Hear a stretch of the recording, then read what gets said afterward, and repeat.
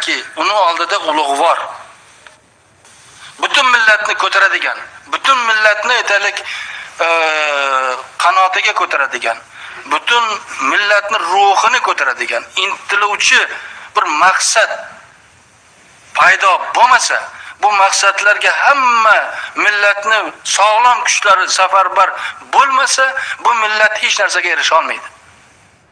Bizning eng katta kuchimiz birlikda. Yana bir aytaman, bizning katta kuchimiz birlikda. Mayli, to'qnashuvlar bo'lishi mumkin, qarama-qarshi bo'lishi mumkin, lekin bizlar bitta siyosatga berilib ketishimiz kerak. Bitta siyosat. Menga aytaylik, sadoqat kerak emas. Yana bir aytaman. Prezidentga sadoqat kerak. Siyosatga sadoqat kerak.